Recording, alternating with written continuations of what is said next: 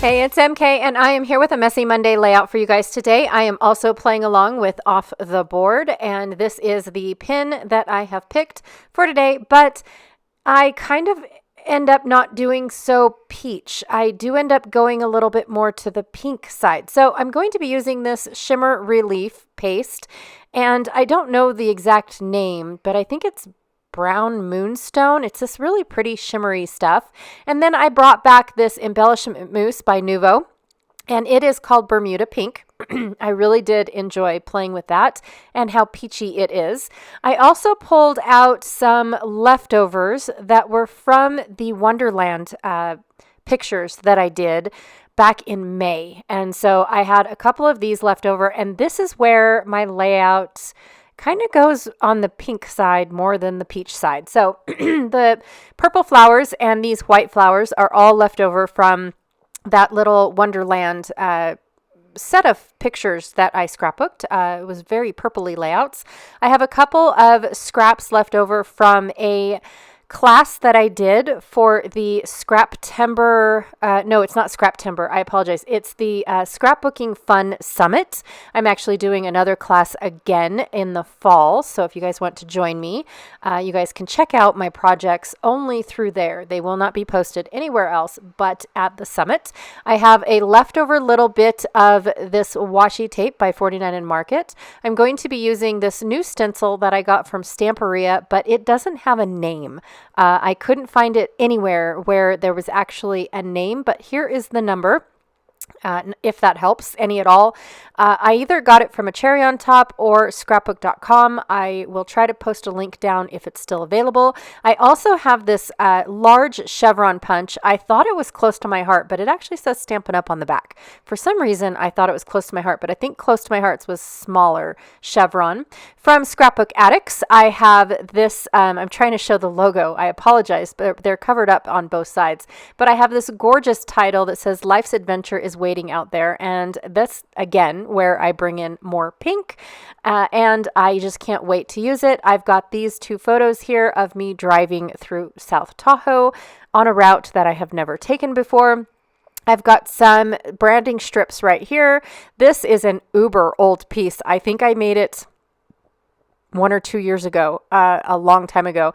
And here's where I had orange pulled out, but it's pink on the other side. My my pastes will still work with this particular paper, no matter which side I work with it, but it matches my embellishments a little bit more. So I made the decision to ignore the peachy part of my pin and, make the colors work for me. I have a scrap from the Rust and Revs collection. I have this scrap of Close to My Heart cardstock. And then this is a scrap of one of the last collections from Close to My Heart called Lake Life.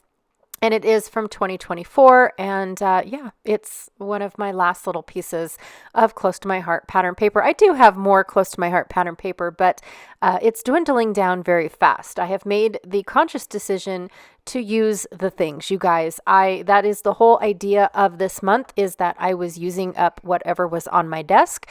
Now, this little paper kit, or I should say page kit, was actually from January's Baby Got Scraps, because these are all scraps of paper. The only thing that I don't have a scrap of is my white cardstock. I brought that in because I didn't know when I put the page kit together what I would be using as a base page. A wood grain would have looked really cool as a base page as well.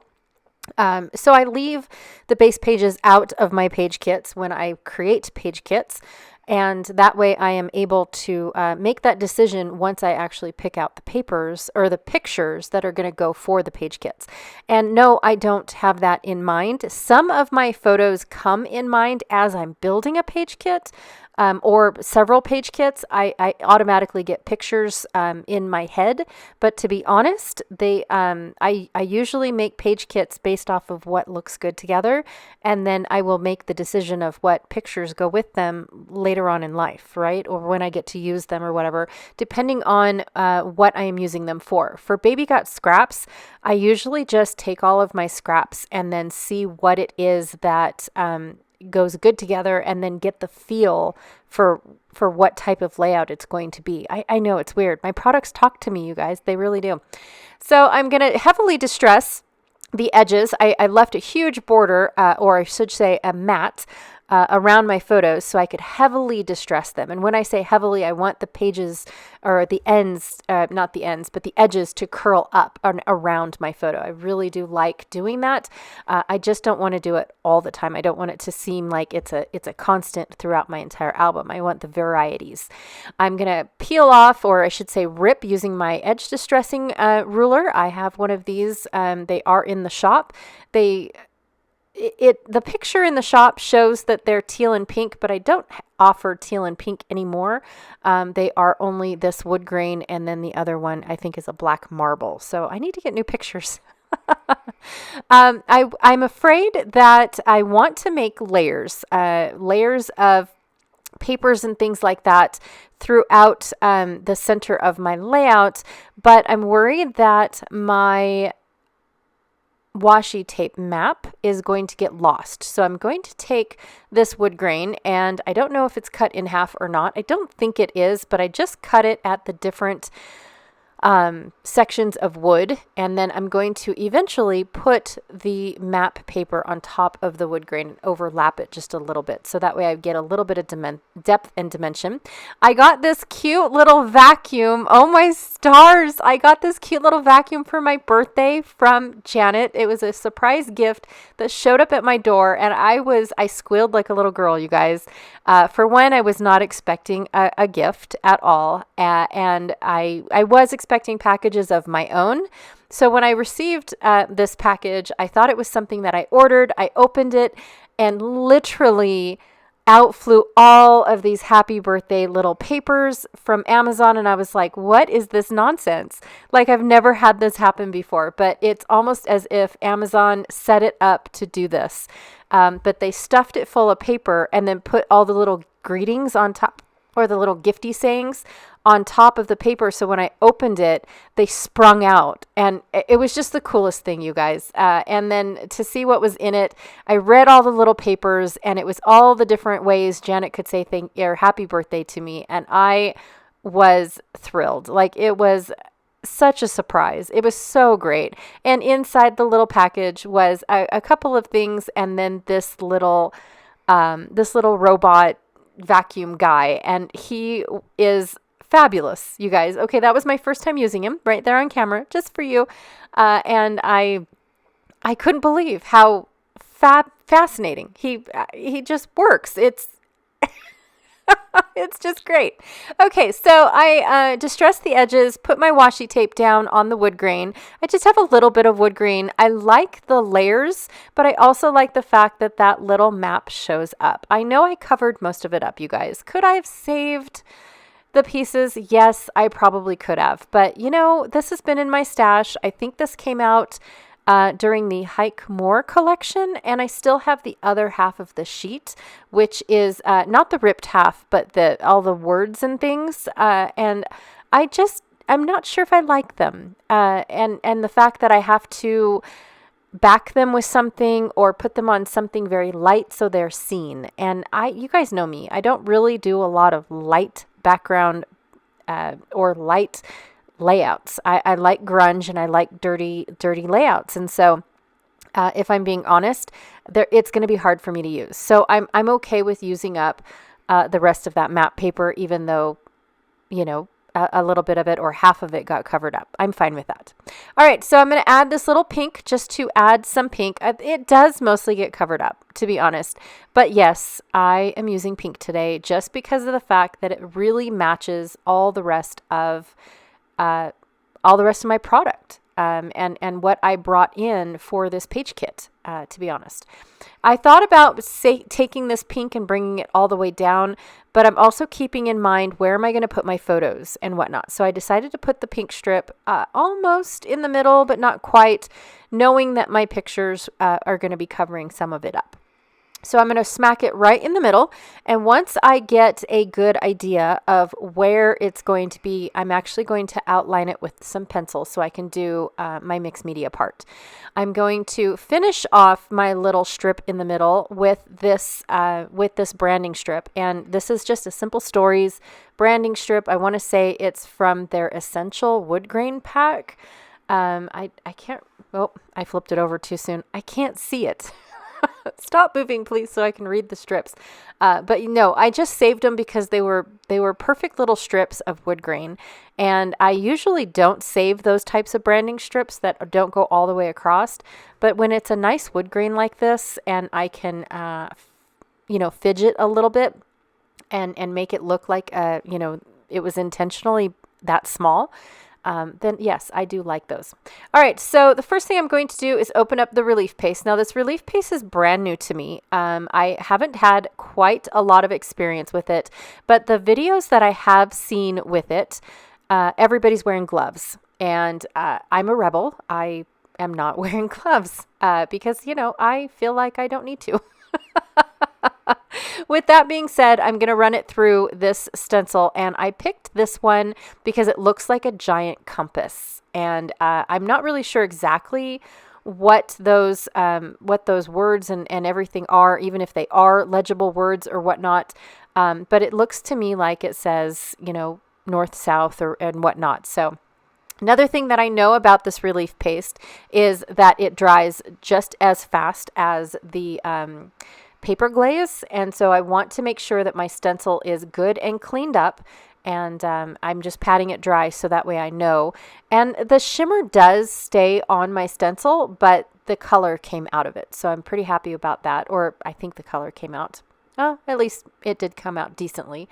And then on my other side, I'm going to just use this lined art. I'm not really sure exactly what they are, but I'm going to try not to get that half a mandala and whatnot. And that is it for this particular paste.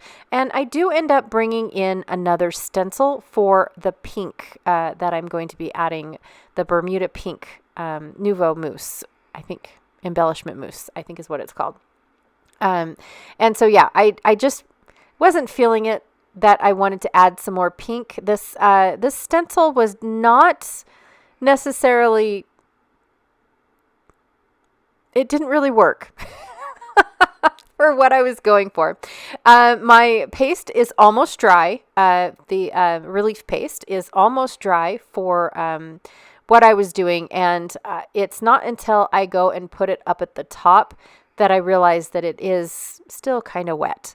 But the good thing about the Nouveau paste is I do have a little bit of time to actually work with it. Here's where I realized that it's not quite dry, but it actually, you can't even tell that I did, that I picked up some of the relief paste with my stencil. It's fine. I'm just adding little cracks and crevices around my paste. I'm not, truth be told, I actually was going to use the Stamperia stencil, and I was going to mix my two pastes. I'm not that bold just yet. I really am not. So I really haven't, it didn't happen because I just can't get myself to do it. One of these days, I will mix my adhesive or my pastes and show that to you guys one of these days. Then I took some gold splattering and just splattered in the areas to try to make it look like it's not crystal clean and white, because the white space was getting to me a little bit. And I do have to say that now I've glued everything down and it is very white. I don't want it to be this white, but I'm going to work on this little hexagon and even debate whether or not I need it. I'm really struggling trying to use this hexagon. It was just something that I put together a million years ago for a hunting layout, and it did not make the cut. I ended up doing something else. And then this is where I decided that, my outline is way too white. So I'm going to go ahead and just embellish all the edges with whatever ink was on my blending tool. I don't know, probably gathered twigs. And I'm going to leave it like that.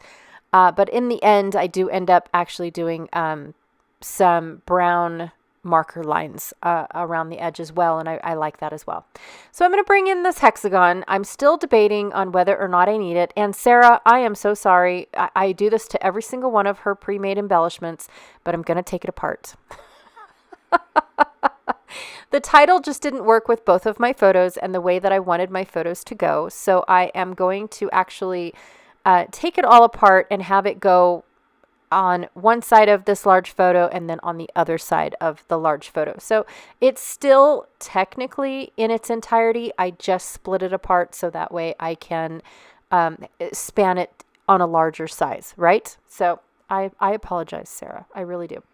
And then I'm going to finish them off just by adding in these pine twigs, pine needles, whatever you guys want to call the whole sprig, and add it in. I just really like how that finishes off my pine trees. So I just feel like it's a close-up of the tree, but then a farther away of the tree as well.